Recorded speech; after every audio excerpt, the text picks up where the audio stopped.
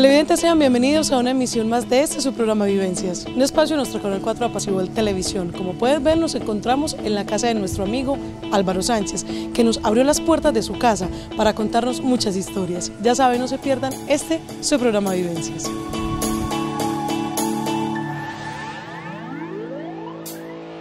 Vivencias, ven y cuéntanos tu historia, es compartir y aprender. Vivencias, el programa que quiere la gente como tú. Él es un hombre maravilloso, vivo perdidamente enamorada de él. Yo creo que es el hombre de mi vida. Él, desde que estábamos muy pequeños, siempre ha sido un ejemplo. Él siempre nos ha mostrado que la vida es algo más que lo que vemos. Hay mucho más allá y que hay que explorar todos los días, hay que amar todos los días, hay que entregarnos todos los días. Es importante cada día que amanecemos dar gracias porque es un regalo de Dios. Él desde pequeños nos ha enseñado el valor del trabajo, de ganarnos todo con amor, que las personas son muy valiosas, impresionantemente. Don Álvaro, ¿cómo está? Muchas gracias por aceptar la invitación a su programa Vivencias. De todas maneras, Mónica, para mí es un orgullo. Definitivamente yo pienso que estos programas pues, nos dan un conocimiento más de la comunidad y vale la pena.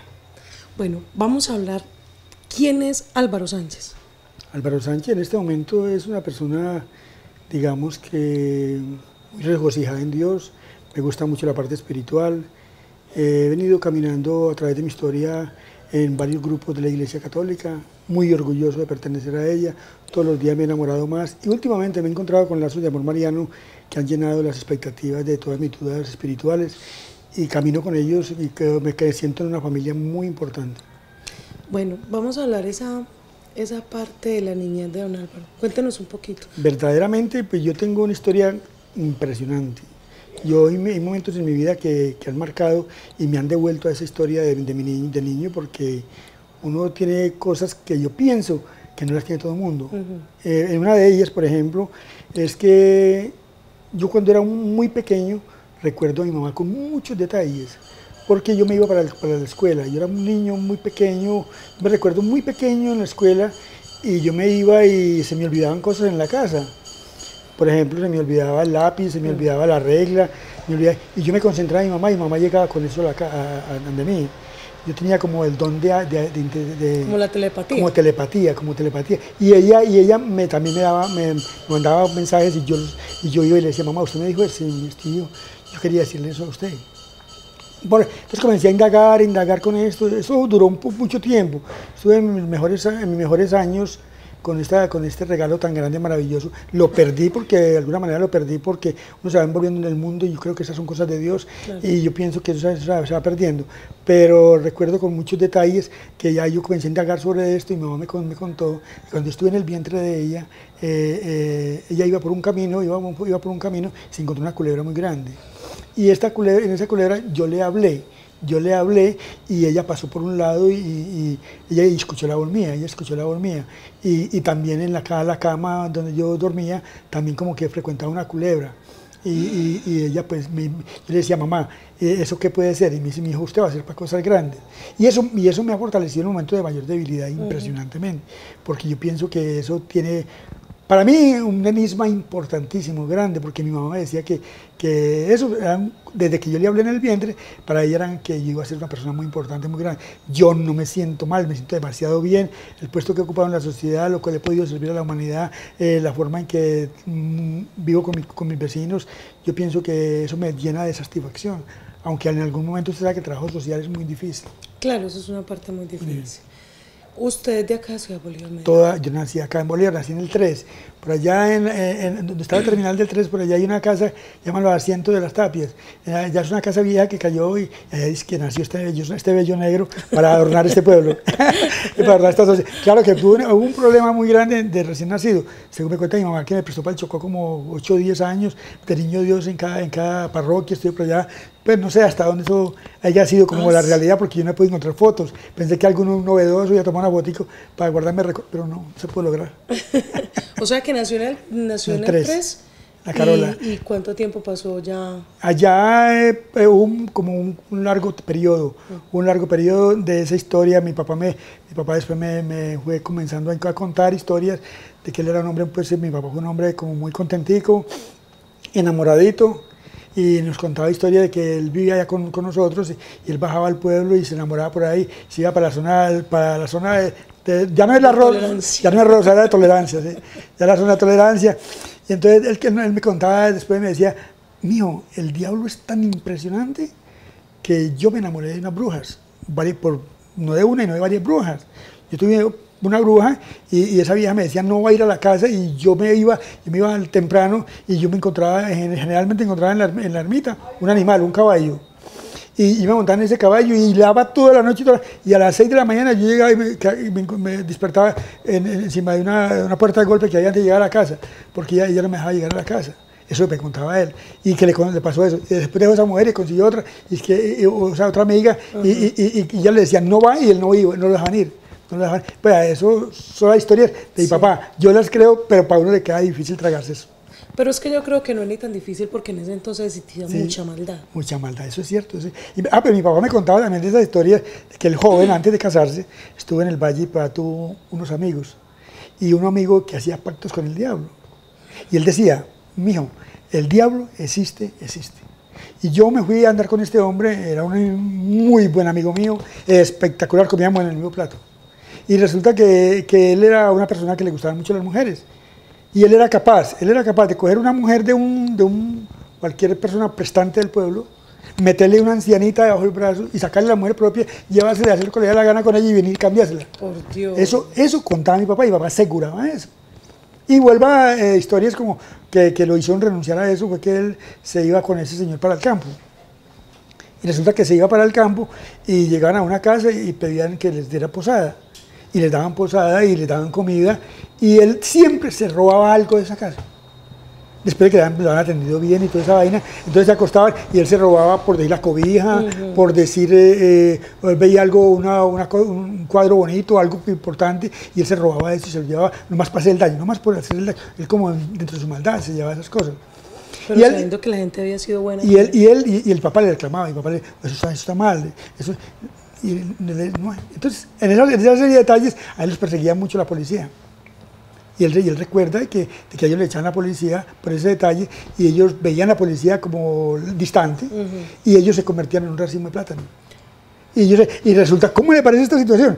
Que mi papá llegó a quedar sin camisa del todo, porque ellos llegaban y se comían, porque esos racismo era aparentísimo, provocativo, y ellos llegaban y cogían y se comían un banano y estaban comiendo la ropa de ellos. Por Dios.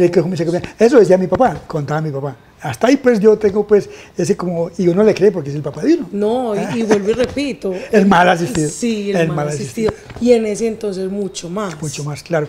Bueno, entonces en todo este ir y venir mi papá se emborrachaba mucho con él. Y resulta que este señor tenía pues su pacto con el diablo y no tenía ningún problema para beber. Él bebía cualquier día de la semana. La plata estaba hecha. Y él le decía a mi papá, mijo, venga, vamos, y eso sí, no me quite la mirada. Y él se paraba al frente de un banco y él iba entrando y él veía que entraba y sacaba la plata de la caja fuerte, se la sacaba y salía, y mi papá no le podía quitar la mirada. El compromiso que le decía, usted no le puede quitar la mirada. Si me quita la mirada, lo cogen a usted. Usted es el que paga. ¿Y cómo quitarle la mirada? No le quita la mirada a nadie. Él salía y sacaba la plata, pero esa plata no podía durar más del día. Lo que sacara él se lo tenían que consumir, lo tenían que botar, pero plata no podía quedar para otro día. Ese era el problema. Pero es que más que todo yo creo que sacaban esa plata era para cosas... Para sinvergüenciar, para toda la vida mundana. Toda la vida mundana. Sí, era tener pacto con el diablo. Era un pacto con el diablo. Entonces, una vez, entonces ya mi papá, cuando ya comenzó esto a ver que se iba profundizando más maldad y más cosas, él en una borrachera vio a la Virgen, vio a la Santísima Virgen María, y le dijo que esa vida no era para él, que él tenía que abandonar a ese amigo. Y él me contaba, y a él se le venían las lágrimas, mi papá le venía la lágrima, decía, hijo, la Virgen me cambió la vida a mí, porque yo me salí y me retiré de este hombre. Yo me vine y ya vine para acá y ya me enamoré de su mamá y bueno, ya naciste tú. Cuéntenos Que su papá, usted en algún momento dijo que su papá era un burro de carga. Ah, Cuéntenos no, mi eso. papá es un animal. ¿Cómo le parece que yo vengo de unos abuelos pues muy reconocidos en este pueblo? Aquí la gente antigua puede recordar muy claramente a Fernando Sánchez y a Mercedes Rojas. Fernando Sánchez era un señor impresionante, era un hombre con una fuerza, él comía panela, él cargaba libras de panela y con agua o con claro y él comía eso. Y resulta que aquí había en Bolívar había una señora que se llama Mercedes Clavijo. Yo no la conocí, mi papá me contaba la historia. Una señora Mercedes Clavijo que vendía madera, que tenía un depósito de madera, es que era muy robusta. Una persona de las más robustas que hay en este pueblo. Y esa señora pues, tenía una situación económica más o menos definida y él y el abuelo mío la llevaba al Chocó en una silleta que le fabricaba, se la montaba al hombro y la llevaba hasta Quito y la llevaba a Medellín. Era un viaje de 15 días, dice, mi papá me decía 15 o 20 días, pero que allá llegaba. Caminando. Caminaba por esos troches, por canelones y él la llevaba. Y la comida de él más importante era la panela. Él llevaba panela y agua y él no le faltaba. Y bueno, le llevaba a Medellín, la llevaba a Quito. Mi papá, a mi abuelo, a Fernando Sánchez, le tocaba subir del matadero, subía las reses, porque allá mataban y él era encargado de subir las reses. Y tenía un canasto grande. Mi papá ya comenzó a crecer y cuando en la época de ellos, los niños los enseñaban a trabajar desde muy pequeños. Y mi papá, pues, no era presa de esa situación, más con un papá tan guapo como él, como ese. Claro. Entonces se iba y ya estaba escuelón y le montaba un marrano en un canasto a mi papá. Y desde por allá, según si yo decían que el matadero era por los Cañauzales, así como que era el nombre que le tenían. Y subía el viejo con un novillo y el niño adelante con un marranito pequeño, un marrano, le malhazaba. Y llegaban los tragales que se hundía. Y mi papá dice que el papá lo cogía del pelo y lo sacaba con canasto y todo, lo sacaba. Y lo ayudaba y él con el marrano del hombre lo soltaban. Yo sé que mucha gente que está viendo este programa, si lo conocieron, se deben de estar acordando, sí, de ese fue. Pero eso más o menos fue como en qué época, en los... No, pues que yo, a ver, partamos de ahí. Yo soy del 57. Bueno. Yo no conocí a mi abuelo Fernando, a mi abuelo no lo conocí. Mi abuelo, esa es otra historia importantísima. Él era un hombre muy trabajador y él tenía negocios en el parque, vendía comida en el parque.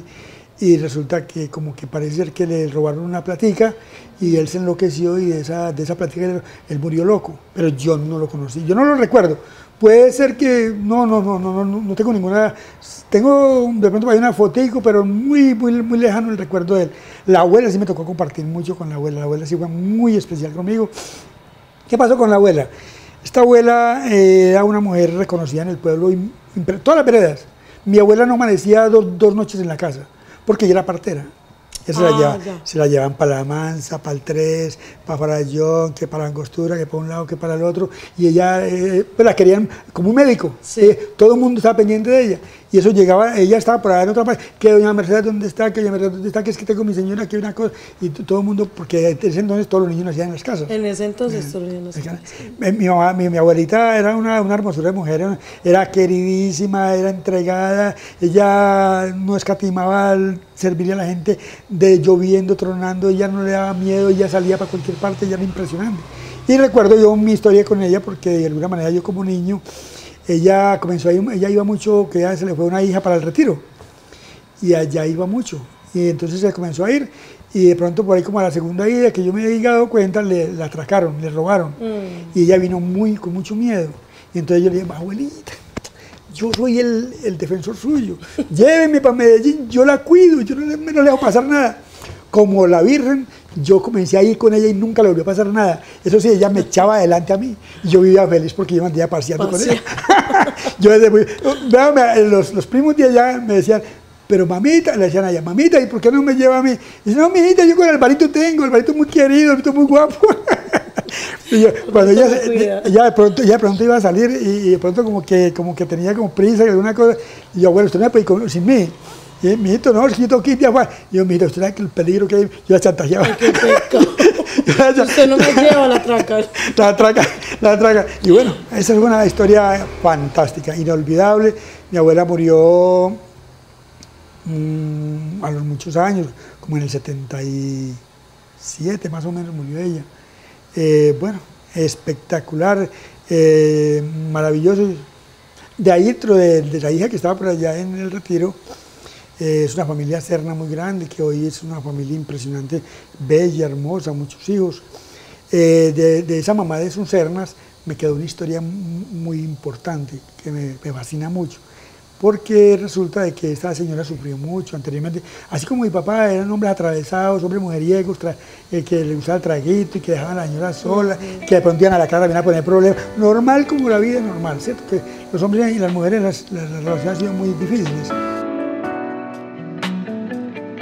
Él es el esposo de mi tía, pero en la familia, la gran mayoría de los miembros podemos opinar y yo sé que van a estar de acuerdo conmigo en que aparte de ser familiar, pues ha sido siempre nuestro padre. Don Álvaro, cuéntenos también, cuéntenos a todos, porque yo sé que la mayoría está se preguntando ¿por qué esa chapa de rellena? No, eso es impresionante. A ver, ¿cómo le parece que yo me crié en un ambiente comercial? Mi papá era constructor, trabajaba de lunes a viernes en construcción, sábado y domingo vendía un montón en el parque, herencia del papá de él, que también trabajó en el parque. Entonces, él como que retomó otra vez el negocio del parque y nosotros vendíamos morcilla.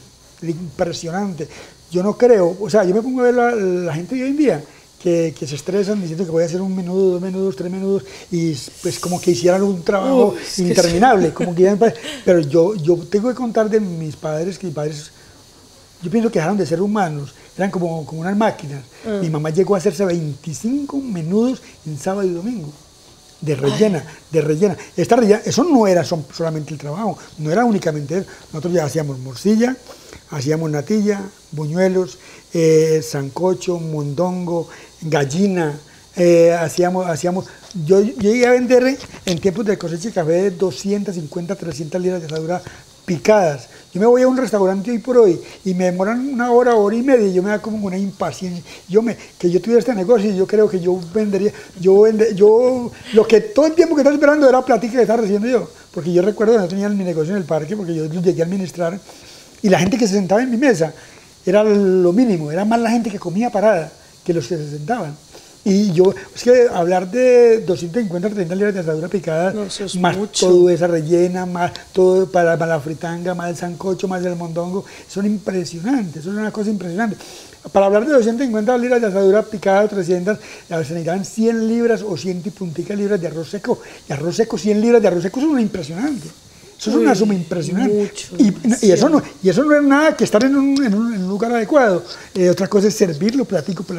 Eso se necesita una agilidad. Uno me ponía a ver los restaurantes de hoy en día y me impresiona ver cómo. Muy lentos. Son impresionantes. Bueno, todo este trabajo, genial, maravilloso.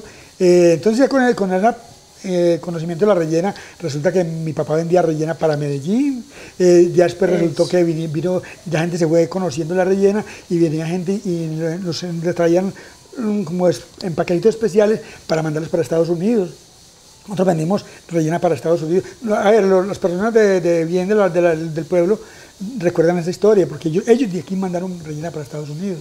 Eso era impresionante. La rellena de Benjamín Sánchez, de doña Mercedes Rojas, eso era una morcilla impresionante con una etiqueta pues mundial, pues prácticamente. Yo me imagino que en estos momentos debe estar la gente recordando, ay sí, yo me llegué a comer un pedacito de esa morcilla, no, o me llegué a comer... los campesinos que llegaban a comer, como comíamos de bueno en el parque, como era de sabroso esos mondongos, ese picado de asadura, como era de bueno toda esa comida que lengua sudada, que gallina, una empanada. ¿Pero dónde era ahí en el parque, yo estaba más o menos diagonal a lo que hoy es la cooperativa... la CFA. La CFA. Más o menos, ahí un poquito diagonal, estaba yo un poquito más centrado entre los árboles. Ahí fue mi puesto muchos años, porque yo ahí conocí mi niñez y mi juventud. Yo estuve muchos años al pie de ese negocio. Me parecía, ahí inclusive tengo una foto que me pintó un muchacho Tomón, que era pintor acá. Pues se la vio ahora.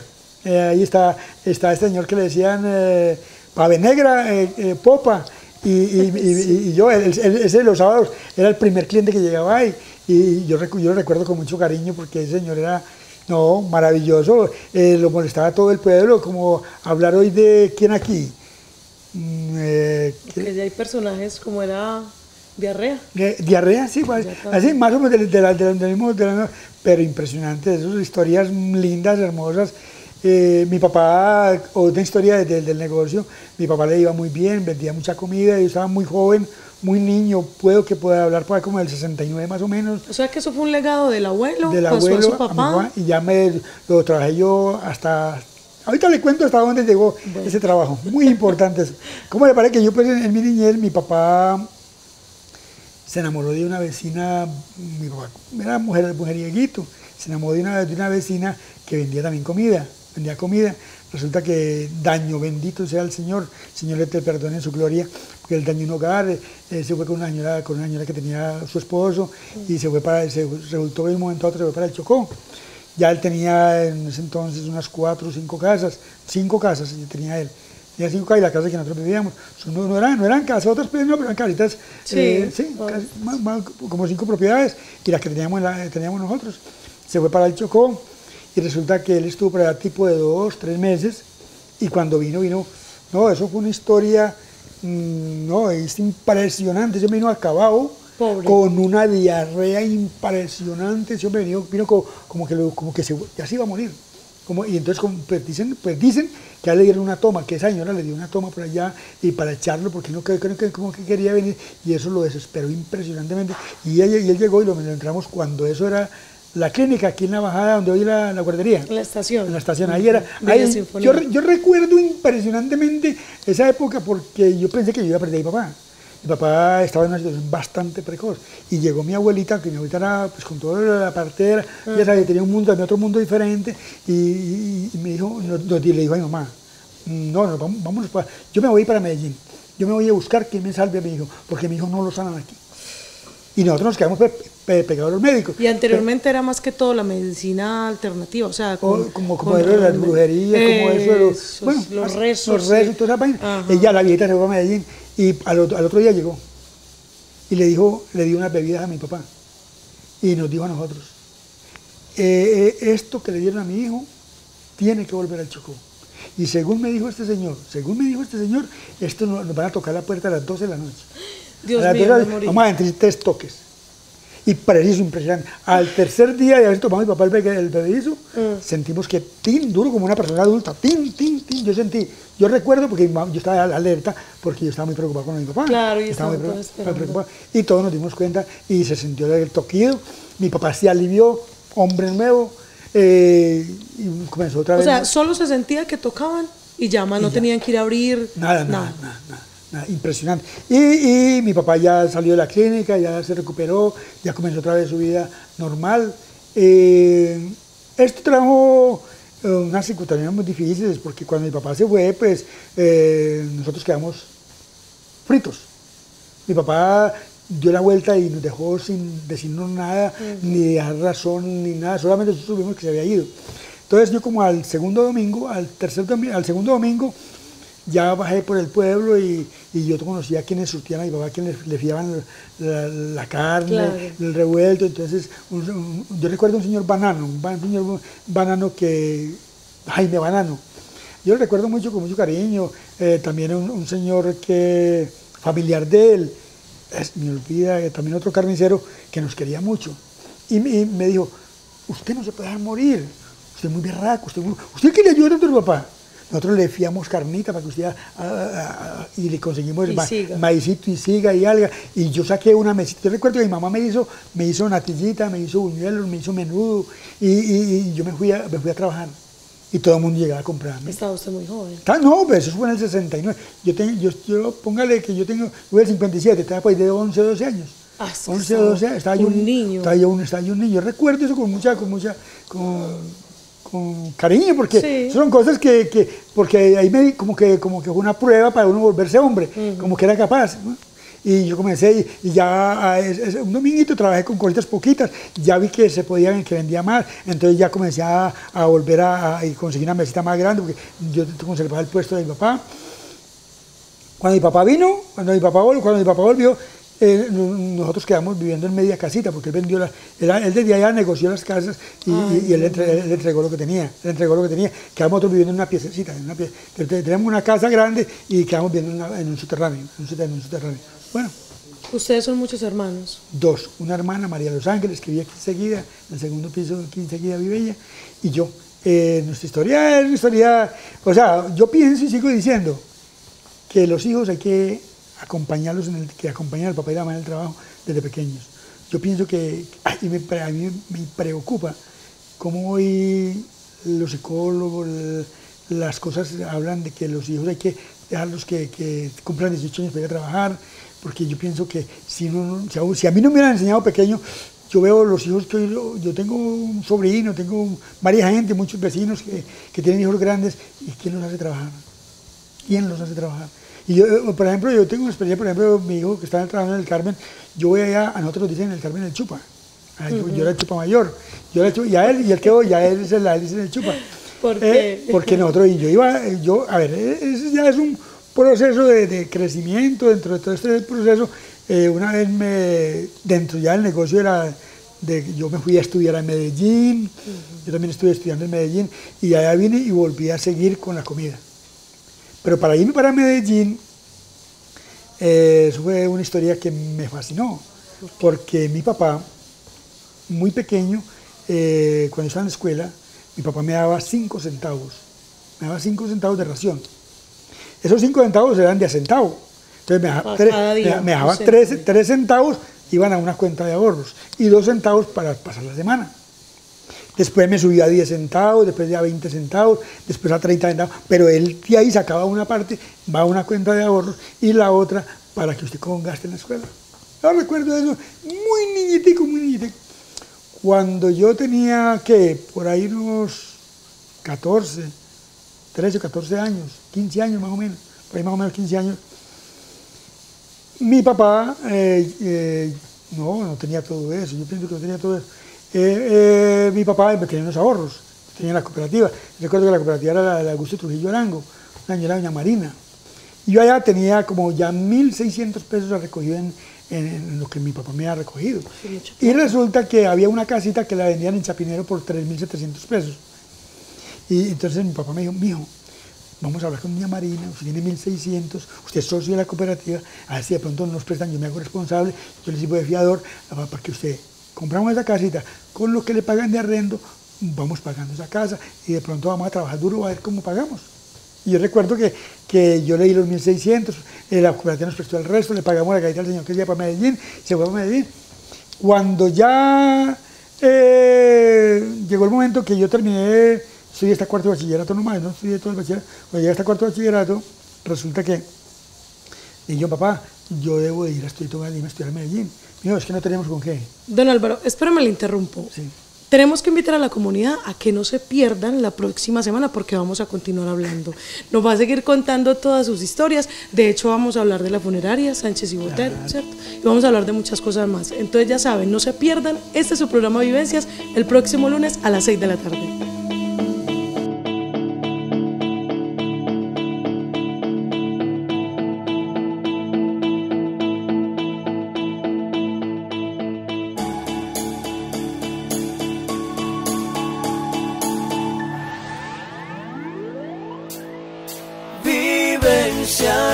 Ven y cuéntanos tu historia, es compartir y aprender. Vivencias, el programa que quiere la gente como tú.